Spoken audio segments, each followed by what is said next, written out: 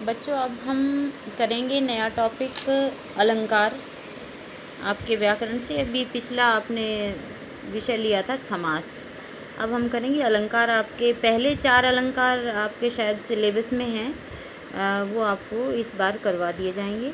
तो देखिए कि काव्य में के सौंदर्य में बढ़ाने वाले तत्वों को अलंकार कहते हैं। जो भी तत्व काव्य के सौंदर्य को बढ़ाता है, जैसे अब हम देखते हैं कि हम सजने संवरने के लिए, सुंदर लगने के लिए वस्त्र और आभूषण पहनते हैं, उसी प्रकार कविता को सुंदर बनाने के लिए भी कवि उसमें तरह तरह के अलंकृत शब्दों का प्रयोग करता है, जिनमें भाव अलग होते हैं, जिनके अर्थ अलग होते हैं, और उनसे एक चमत्कार कह सकते हैं, एक सौंदर्य, अद्भुत सौंदर्य उत्पन्न हो जाता है। इसी तत्व को अलंकार कहते हैं। अलंकार में अलम और कार 2 शब्द हैं। अलम का अर्थ है भूषण और सजावट। इस प्रकार अलंकार शब्द का अर्थ हुआ आभूषण या गहना, अर्थात जो तत्व काव्य की सजावट करे। तो इसमें हमारे मुख्य रूप से 2 प्रकार के अलंकार होते हैं। आपने 9th क्लास में भी आपने ये अलंकार पढ़े हुए हैं। एक बार फिर से आपको परिचय करवा देते हैं। शब्दालंकार और अर्थालंकार। जब शब्दों के माध्यम से काव्य में चमत्कार उत्पन्न होता है, उसके सौंदर्य में वृद्धि होती है, तब वहाँ पर शब्दालंकार होता है। लिखा है कि जहाँ शब्दों के प्रयोग में से सौंदर्य में वृद्धि होती है और काव्य में चमत्कार आ जाता है, वहाँ पर शब्दालंकार होता है। और शब्दालंकार का चमत्कार शब्दों का पर आश्रित होता है, शब्दों के प्रयोग पर आधारित होता है। जितनी सुंदरता से शब्दों का प्रयोग होगा और शब्द बदल देने पर वह समाप्त हो जाएगा, सामान्य बन जाएगा, तो वहाँ शब्दालंकार होता है। और जैसे गंगा जल में जो सौंदर्य चमत्कार है वो गंगा पानी में नहीं है। ठीक है, जल और पानी पर्यायवाची हैं, लेकिन फिर भी गंगा जल जो है वो पवित्रता का बोध कराता है और गंगा पानी एक साधारण जल का बोध कराता है। तो यही शब्दों का चमत्कार होता है। शब्दों के अपने अपने भाव होते हैं। जैसे मृत्यु और मरना दोनों शब्द, उसका बाप मर गया, उसके पिता की मृत्यु हो गई, दोनों के भावों में बहुत अधिक अंतर है। तो जहाँ पर शब्दों के सुंदर ढंग से प्रयोग से एक चमत्कार उत्पन्न हो जाता है, अद्भुत सौंदर्य उत्पन्न हो जाता है, वहाँ शब्दालंकार होता है। और अर्थालंकार में शब्दों के अर्थों के आधार पर सौंदर्य उत्पन्न होता है। जहाँ शब्दों के अर्थ में से चमत्कार हो, उसे अर्थालंकार कहते हैं। जैसे मैया मैं तो चंद्र खिलौना ले हो, इसमें अर्थ से संबंधित चमत्कार है। अब यहाँ सुनने में तो ऐसा लगता है कि माँ मैं चंद्र खिलौना लूँगा, लेकिन वास्तव में इसमें एक अलंकार निहित है कि बच्चा जो है, यहाँ पर श्री राम कह रहे हैं, ये तुलसीदास की पंक्तियाँ हैं, कि श्री राम कह रहे हैं कि मुझे चांद खिलौना चाहिए, यानी मैं जो खिलौना लूँगा वो चांद लूँगा। वो चांद को ही खिलौना कह रहे हैं। वो ये नहीं कह रहे कि चांद जैसा खिलौना लूँगा, बल्कि वो कह रहे हैं कि मैं चांद ही खिलौना लूँगा, यानी चांद से खेलूँगा।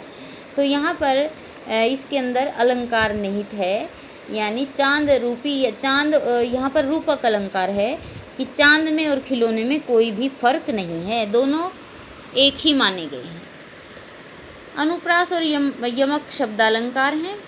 उपमा, रूपक और उत्प्रेक्षा, अतिशोक्ति, अन्योक्ति और मानवीकरण अर्थालंकार है। तो यहाँ श्लेष शब्दालंकार भी है और अर्थालंकार भी है, क्योंकि ये दोनों प्रकार से पाया जाता है। शब्द में भी श्लेष होता है और अर्थ में भी श्लेष होता है। अभी आगे बताएंगे आपको। परीक्षा में अलंकार की परिभाषा, लक्षण पूछे जाते हैं, उदाहरण देना और कविता के पदों में अलंकार पहचानना होता है। परीक्षा में किस प्रकार से आता है अलंकार, ये बता दिया आपको। यहाँ अलंकारों की परिभाषा दी गई है ताकि समझने में आसानी हो। पहला अलंकार है अनुप्रास अलंकार। आपको अच्छी तरह से पता है कि जहाँ वर्णों की आवृत्ति हो। अब बहुत से बच्चे शब्द और वर्ण में अंतर नहीं कर पाते हैं, तो देखिए वर्ण क्या होते हैं कि च, च, च, च, ये वर्ण हैं, अक्षर हैं, ये शब्द, इसको पूरे को शब्द कहेंगे। ये चंद्र एक शब्द है, की एक शब्द है, चंचल एक शब्द है, किरणें एक शब्द है। शब्द इसमें है 1 2 3 4 5, लेकिन वर्ण क्या होते हैं, वर्ण अक्षर होते हैं। जब एक ही अक्षर की बार बार आवृत्ति होती है, यानी उसको दोहराया जाता है, तब वहाँ पर अनुप्रास अलंकार होता है। व्यंजनों की बार बार आवृत्ति के कारण चमत्कार उत्पन्न होता है। अब इसमें क्या मिला हमें, च च च की आवृत्ति है, और इसके अतिरिक्त भी 2-3 बार जो एक अक्षर रिपीट हो जाता है, जैसे खेल ल ल ल, तो यहाँ पर हम इसको कहेंगे कि इन पंक्तियों में अनुप्रास अलंकार है। इसी प्रकार आप अन्य उदाहरण देख लीजिएगा, आपने किए हुए हैं पहले, और समझ लीजिएगा। बिल्कुल आसान अलंकार है ये, इसमें कोई ऐसी बात नहीं है कि आपको कोई गहरी बात है, बस वर्णों की आवृत्ति देखनी कि किस में कौन सा वर्ण बार बार आया है। दूसरा अलंकार है यमक अलंकार। अब यहाँ हम शब्द की बात करेंगे कि जब 2 या 2 से अधिक शब्द लिखा है, जब कविता में एक ही शब्द 2 या 2 से अधिक बार आए, जब एक ही शब्द, मान लीजिए कि एक शब्द, कोई भी एक शब्द 2 बार आ जाए, लेकिन उसमें शर्त क्या है कि दोनों बार उसका अर्थ अलग होना चाहिए। बहुत सारे शब्द ऐसे हैं हमारे हिंदी में, इंग्लिश में भी होते हैं, हिंदी में बहुत सारे शब्द ऐसे हैं जिनके 2 अर्थ होते हैं।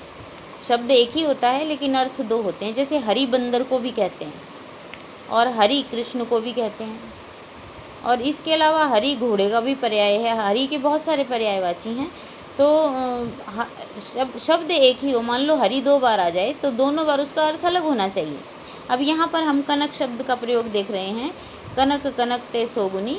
यहाँ पर कनक, एक कनक का अर्थ है नशीला पदार्थ धतूरा, और एक कनक का अर्थ है सोना, और कनक गेहूं को भी कहते हैं। बहुत सारे पर्यायवाची होते हैं, लेकिन यहाँ पर शब्द एक ही है, लेकिन हर बार उनके अर्थ भिन्न है। ये भी आपने अच्छे से किया हुआ है 9th में, और आप इसकी स्टडी कीजिएगा जो भी समझ में न आए। जैसे भजन कहो ताते भजो, भजो न एको बार। जिसको भजने के लिए कहा, भजने का मतलब होता है अनुसरण करना, रटना, रटन लगाना। जिसको करने के लिए कहा, जिस कार्य को करने के लिए कहा, उसको एक बार भी नहीं किया। भजो मतलब नहीं किया, भजन नहीं किया। भजन का मतलब दोहराए जाना, जैसे भगवान का भजन करते हैं। भजो न एको बार, भजन कहो ताते भजो। यहाँ पे भजो और भजो के 2 अर्थ हैं। भजो मतलब भागा, भजो माने भजन किया।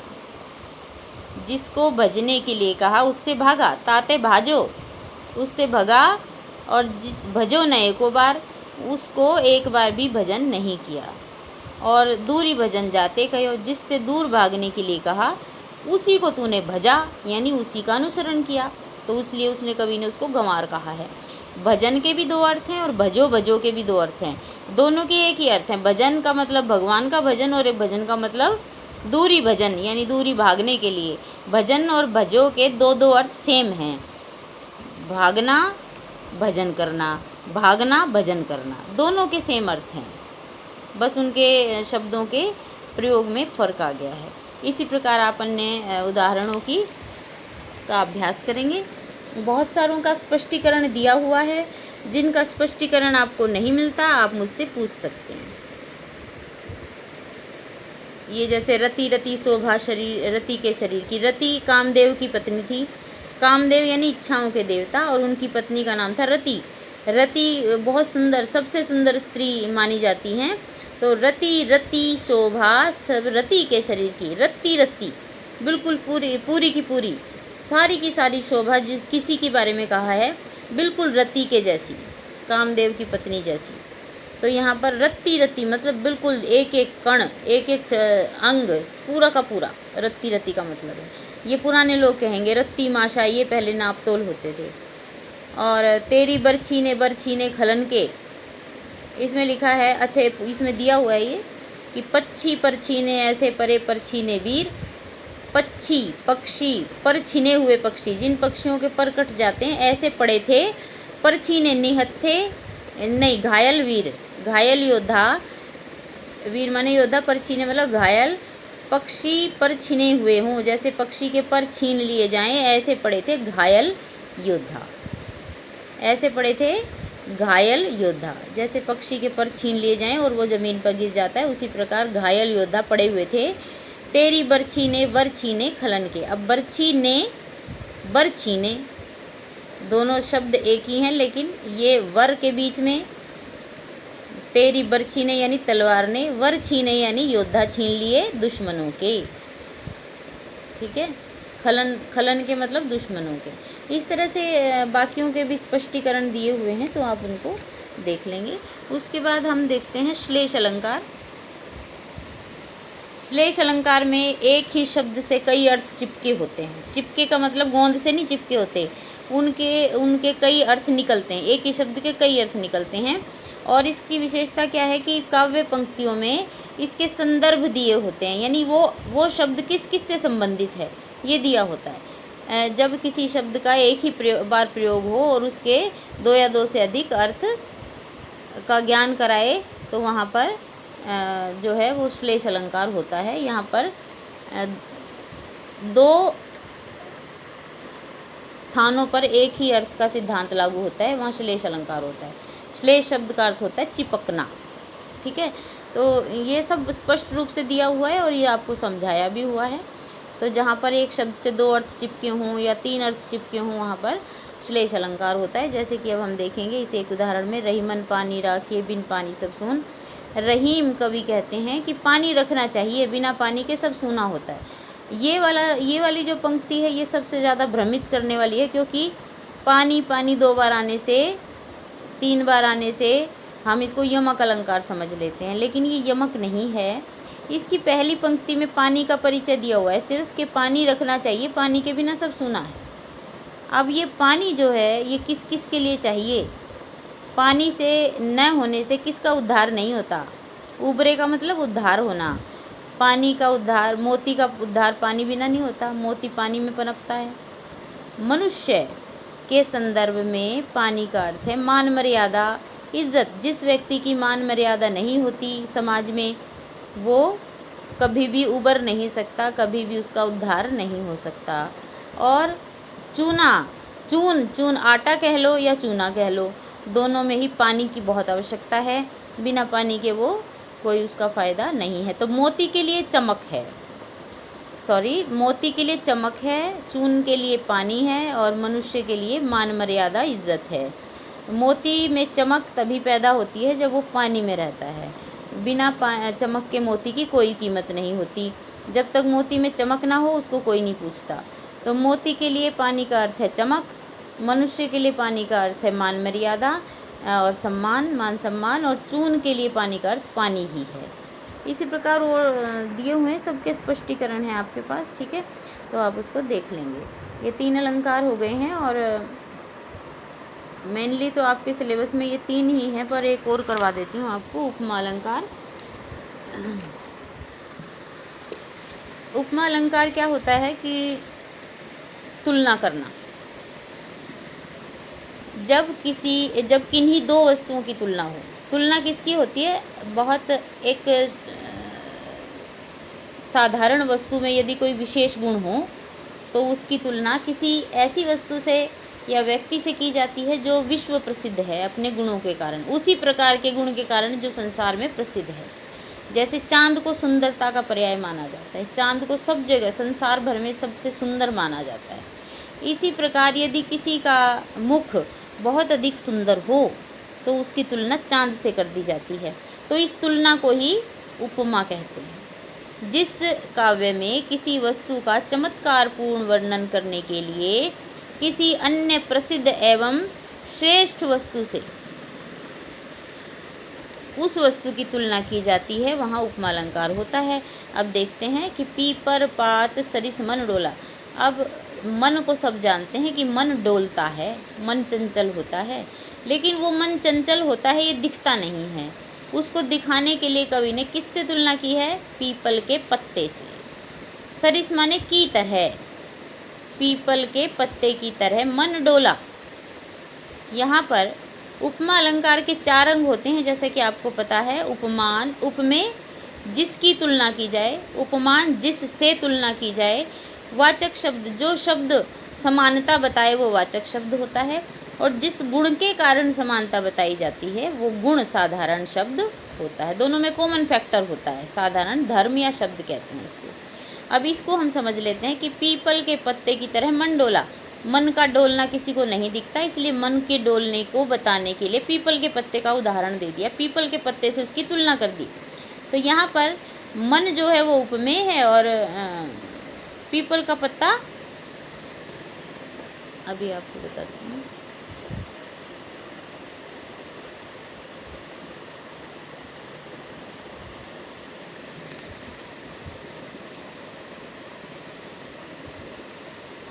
पीपल का पत्ते से मन की तुलना की गई है। सरिस जो है वो वाचक शब्द है और डोलना साधारण धर्म है, क्योंकि डोलना दोनों का गुण है। ठीक है, मन का डोलना तो प्रसिद्ध है, लेकिन उससे पीपल के पत्ते से उसकी तुलना कर दी गई है। इसमें मन उपमेय है, क्योंकि पीपल का पत्ते का डोलना सबको दिखता है, लेकिन मन का डोलना किसी को नहीं दिखता, इसलिए मन उपमेय है और पीपल का पत्ता उपमान है और सरिस वाचक शब्द है और डोला साधारण धर्म है। अब हम देखते हैं, एक और उदाहरण देख लेते हैं, फिर उसके बाद आप स्वयं अभ्यास करेंगे इनका। कि यहाँ पर एक मुख्य बात और बता दूँ, ये 4 अंगों के अतिरिक्त इसकी क्या पहचान होती है। इसकी पहचान ये शब्द होते हैं जो, जैसा। अब जो शब्द वैसे उत्प्रेक्षा अलंकार में होता है, ये बहुत ही कम उपमा अलंकार में प्रयोग होता है। जैसा, सम, तुल्य, सा, सी, सरिस, अस, से के समान आदि शब्दवाचक शब्द हैं। इन शब्दों के प्रयोग में, इन शब्दों का जिस काव्य पंक्ति में प्रयोग हो तो समझ लो कि वहाँ पर उपमा अलंकार है। जैसे अभी इसमें उदाहरण देख लेंगे हम। नीलोत्पल के बीच सजाए मोती से आंसू के बूंद। नीलोत्पल नीला पत्ता, नीलोत्पल आँखों को कहा है कि 2 नीले पत्तों के बीच क्या सजाए हुए, मोती की तरह आंसू की बूंद। तो से वाचक शब्द है और यहाँ पर जो आंसू की बूंद है इसकी तुलना किससे की गई है, बूंद की तुलना आंसू से की गई है और पत्तों की तुलना नील आँख से की गई। ठीक है, और ये वाचक शब्द है। तो इस तरह से इसमें कभी कभी 4 अंग नहीं होते, कभी कभी 3 ही अंग होते हैं, कभी कभी 2 अंग भी होते हैं। यानी 4 हमने जो में उपमान वाचक शब्द साधारण धर्म कहा, इसमें कभी कभी सारे अंग विद्यमान नहीं होते, तो उसको कहते हैं लुप्तोपमा अलंकार। और जिसमें सारे अंग होते हैं उसको कहते हैं पूर्णोपमा। जिसमें कोई अंग गायब होता है वो लुप्तोपमा होता है। ठीक है, तो जाग रहा ये कौन धनुर्धर जबकि भुवन भर सोता है। योगी भोगी कुसुमायुध योगी सा बना दृष्टिगत होता है। अभी सा शब्द आ गया इसमें, अस आ गया। ठीक है, ज्यों आ गया। इस तरह के शब्द जब आ जाएंगे तो उपमा अलंकार हो जाएगा। बस ये ध्यान रखना है किसकी तुलना किससे की गई है। जिससे तुलना की जाए वो उपमान होता है, जिसकी तुलना की जाए वो उपमेय होता है। इसका अभ्यास आप कर लेंगे जब भी इसका भी टेस्ट लेंगे आपका। और जो भी आपको समझ में ना आए आप मुझे पर्सनल नंबर पर कांटेक्ट करके अपना मैटर भेज सकते हैं, मैं आपको बता दूँगी।